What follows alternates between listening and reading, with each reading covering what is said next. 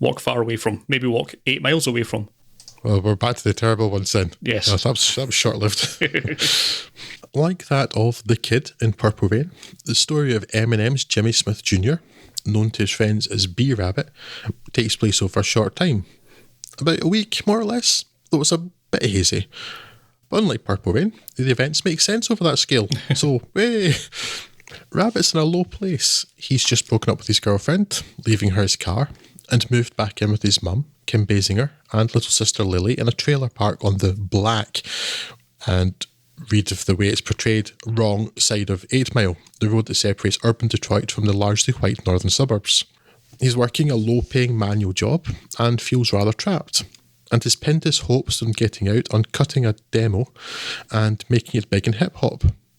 But when he chokes at a rap battle at a local club, those hopes seem further away than ever, and potentially foolish.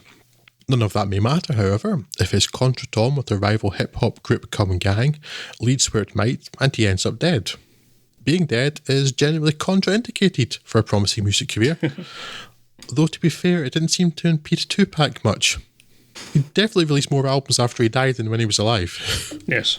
8 Mile was the film I was most looking forward to watching for this episode, partly because I knew that I liked it, but mostly because it was about my favourite genre of music.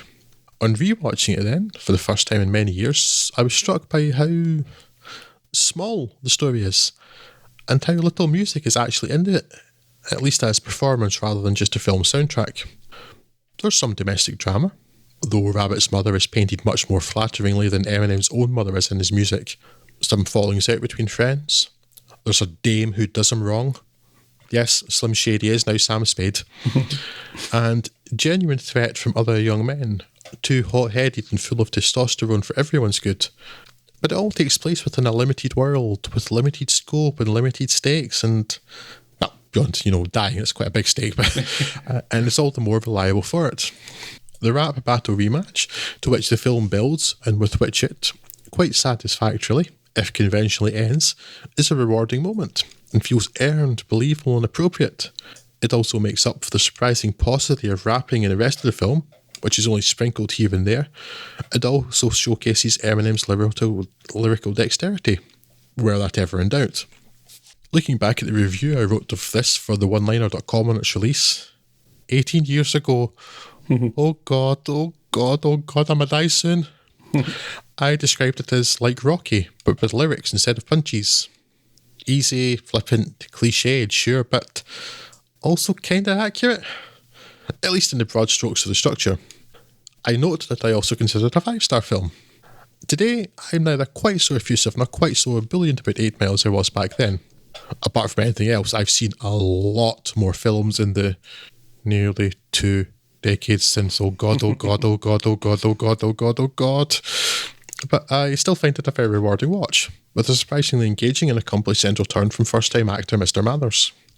Playing a version of himself in something that's more an Eminem creation myth than a biography, he's helped by strong support from the likes of Mekhi Phifer and Omar Benson Miller as his friends, Future and Soul, and from the beginning, this core group of friends feels authentic and likeable, even if Evan Jones's Cheddar Bob feels slightly too broad and goofy. He is, however, called Cheddar Bob, and that counts for a lot.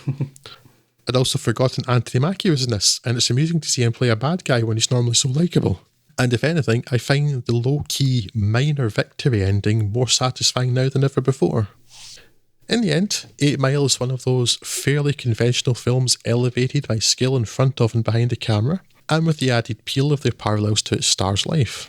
It also features one of Eminem's best tracks, the multi-award winning Lose Yourself, though I object to some of those awards on the grounds that a song that doesn't appear in a film till the end credits ought not to count as a song from a film. And on that strange and individual hill, in which I wouldn't die, but might put up a bit of a half-hearted struggle, I will finish. 8 Mile is good. Yes, I concur. I hadn't watched this, I think, in the intervening 18 years. I don't believe I've revisited this, but yeah, I enjoyed it quite a lot back in the day, and I enjoy it just as much now, I think. Yeah, for almost all the reasons that you've already elucidated. Like you, I think it's the kind of small scale of this that I like. It is the fact that it's not, unlike the lyrics of the track, it is not really his one chance this is a very small scale rap battle. It is not really putting him on the career to superstardom outside of that room. You wonder how many people there.